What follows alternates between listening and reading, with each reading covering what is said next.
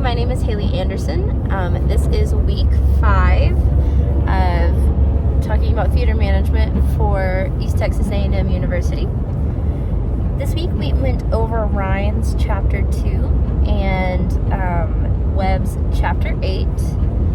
I am a little bit of a different location. We are headed back from Lubbock because we saw Les Mis at the Buddy Holly Center, which actually made me quite think about this class from just a professional theater management standpoint. So kind of fitting that this video is a little bit different.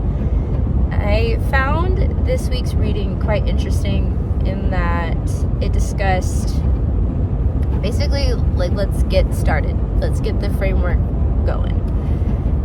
I didn't really think about how much a mission statement takes to happen, right? Like, you kind of just think a mission statement is easy, like, hey, this is what we're doing, move on. Clearly not the case. After reading these 2 chapters, I also never saw the difference in between a mission statement and a vision statement. If you had asked me prior to me doing these readings, I would have thought they were the same. But vision was more of the future, and mission is what are we doing right now.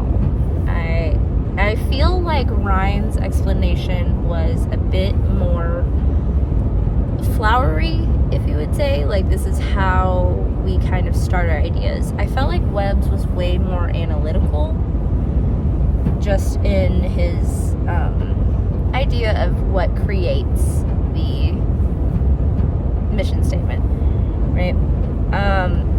I appreciated Webb's input of the actual mission statements from a few different theaters. The Tulsa theater, I haven't personally gone, but I've had friends and family that have attended that theater, and so that was an interesting perspective. And then the Dayton, Ohio mission statement seemed so vague, but I looked up their theater, and it's constant. They've stuck to their mission statement. I think one of the questions that Webb kind of brought out was, should a mission statement be concrete, or should it grow with the company? And I caught myself thinking about both, because a mission statement is the goal, the starting point, the line, right? Does that mean it doesn't change? I don't know. But to me also, there are so many companies that change their mission statement and then have lost the original purpose of what their company was. So I am very in the middle of that one. And so what I kind of decided on that for myself personally is that the mission statement should stay the same.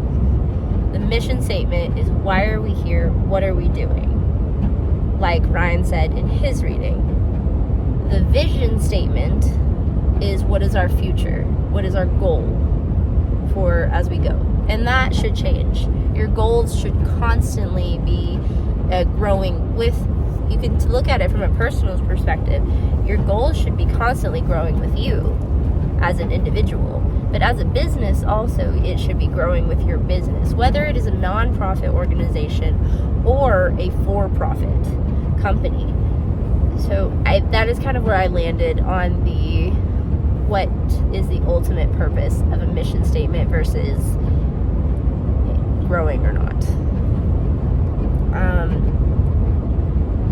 I will say the balanced scorecard is something I had never heard of prior to Webb's reading. I did look it up. A lot of companies, theatrical and non, use it. I am not great at math, so I had to really actually analyze it quite a bit.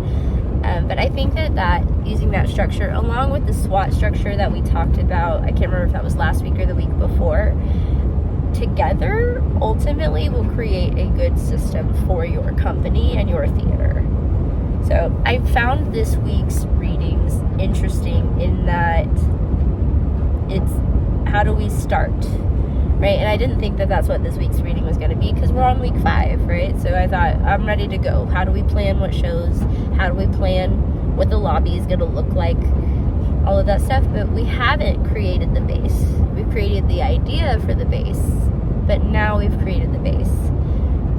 It honestly kind of goes along with our midterm project, which I am studying Amarillo Little Theater for that, and I started to reading their mission statements and their vision statements. And so I'm excited to see kind of how that project connects to what we just did this week. I'm sorry for my location change this week. Thank you so much. Have a lovely week.